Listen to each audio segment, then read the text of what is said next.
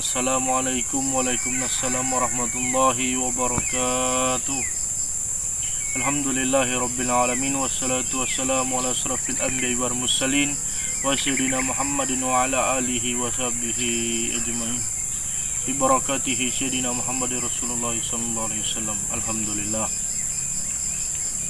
Alhamdulillah, segala puji bagi Allah Tuhan seluruh alam yang melimpahkan segala nikmat serta rahmatnya kepada kita semua. Terutama nikmat ini yang Allah berikan kepada kita supaya kita bersyukur dalam sehari-hari, karena tidak ada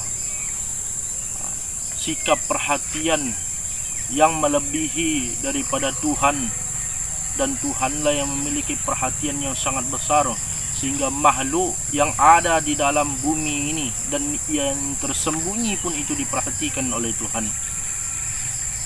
Alhamdulillah. Selawat dan salam kita haturkan kepada sang mulia yang kita cintai, ialah Nabi baginda Muhammad Rasulullah sallallahu alaihi wasallam. Allahumma salli ala sayyidina Muhammad ya sayyidi ya Rasulullah. Subhanallah, di pagi hari ini sesungguhnya Allah telah membangunkan kita dan memberikan kisah kepada kita sehingga kita dapat menceritakan kisah ini dengan jelas. Terutama kisah ini yang berjudul melihat Rasulullah di dalam hari-hari kita. Untuk itu langsung saja kita masuk pada pembahasan. Ingatlah bahwa melihat Rasulullah itu hal yang sangat istimewa bagi kita selaku umat. Karena apa?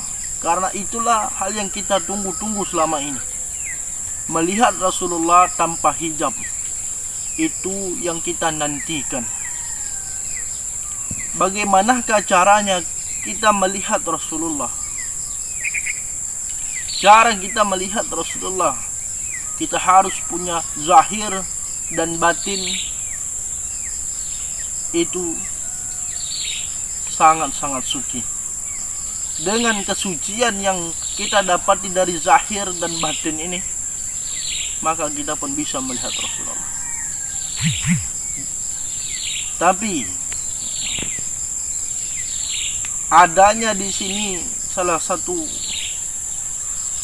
sikap yang harus kita perhatikan, bahwa kesucian ini sebenarnya bukan datang daripada ibadah kita, bukan datang daripada amal kita, dan bukan datang daripada zikir kita, tapi datangnya dikarenakan Allah lah yang mendatangkannya. Sudah dijelaskan oleh Allah di dalam Quran surah An-Nur ayat 21, sesungguhnya tidaklah sekalipun manusia itu mengaku dirinya suci, dan dikarenakan bahwa Allah lah yang mensucikan seluruh manusia yang ada di dunia ini. Untuk itu, marilah kita mendapati kesucian yang didatangi oleh Allah. Ingatlah, kesucian kalau kita ingin dapati, kita harus mengerti dengan perasaan yang sudah Allah tetapkan kepada tiap-tiap manusia. Perasaan apakah itu? Perasaan yang ada di zahir manusia itu perasaan yang sangat tenang. Ketika tenang manusia rasakan, maka di saat itu juga dia dapat melihat Rasulullah. Dalam arti bukan melihat Rasulullah pada wujud yang berbentuk dan itu berupa manusia. Sebab apa? Sebab setan laknatullah itu dia selalu menyamar sebagai Rasulullah. Bukan saja dia selalu menyamar sebagai Rasulullah, tetapi Tuhan saja dia bisa menyamarnya. Akan tetapi kita tahu bahwa wujud Tuhan itu laisa kamitslihi syai'un, tidak seumpama dengan sesuatu apapun. Dan begitu juga kekasih yang dikasihi oleh Rasulullah, terutama kita ini umatnya, kita juga harus mengerti bahwa Rasulullah ialah seseorang yang Tuhan ciptakan, bahwa wujudnya sangat suci, saking sucinya tidak bisa digambar oleh apapun. Dan itulah bahwa iblis laknatullah itu tidak bisa menggambarkan wajahnya Rasulullah. Apa sebab? Karena wajahnya nurullah, cahaya Allah. Untuk itu haruslah kita mengerti bahwa ingin melihat Rasulullah, kuncinya di sini adalah keyakinan manusia.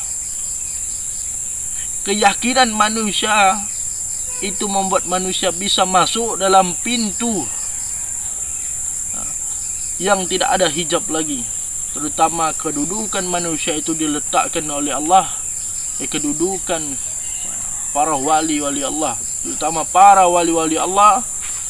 Di sini dia selalu bisa melihat Rasulullah, dan diartikan di sini bahwa ia melihat Rasulullah sudah tidak melihat masa lagi, atau tidak melihat waktu lagi, akan tapi dia melihat Rasulullah di dalam hari-hari ini. Contohnya ketika dia tidur, dalam tidurnya yang dilihat Rasulullah. Ketika bangun dalam tidur dan terbuka matanya, yang tidak ada yang dilihatnya oleh Rasulullah. Sebab apa? Sebab ketika engkau melihat Rasulullah, di situ juga kau melihat Allah atau Tuhan. Untuk itu sucikan zahir dan batin kita. Dikarenakan itulah kita bisa melihat Rasulullah, dan hakikat Rasulullah pun kita dapat melihat bahwa Rasulullah diutus,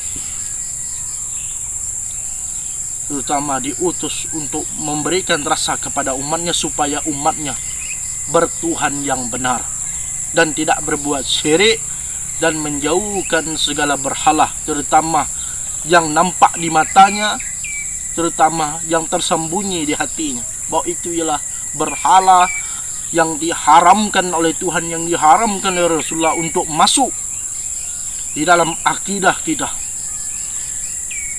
Dan kuncinya keyakinan kita. Karena kalau keyakinan sudah tumbuh, disitulah Allah memberikan suatu hal yang sangat istimewa. Kau bisa melihat Rasulullah sebagaimana engkau melihat dirimu sendiri. Demikian, itulah sebuah kisah yang saya sampaikan di pagi hari ini, terutama tentang melihat Rasulullah di dalam sehari-hari. Untuk itu, saudara-saudaraku yang kucintai, seiman dan seakidah, wasiat dan pesan saya, dan bukan untuk menggurui, bahwa cintailah Rasulullah, karena suatu harta yang sangat besar mengalahkan harta di dunia, mengalahkan ibu dan bapak kita, dan mengalahkan diri kita sendiri. Apa itu? Ialah Rasulullah. Rasulullah adalah harta yang sangat besar yang diidamankan oleh seluruh manusia. Dan dapatilah Rasulullah itu, atau curilah perhatiannya. Dengan apa? Dengan membuatnya senang, dengan membuatnya bahagia. Dengan apa? Dengan perbuatan kita di sehari-hari. Alhamdulillah, subhanallah, walhamdulillah, wala ilaha illallah, wallahu akbar. Demikian salah satu kisah yang saya paparkan di pagi hari ini, dan semoga bermanfaat bagi kita semua. Saya akhiri dengan selawat. Untuk itu, marilah kita tutup bersama-sama. Allahumma salli ala sayyidina Muhammad, ya sayyidi ya Rasulullah. Wassalamualaikum warahmatullahi wabarakatuh.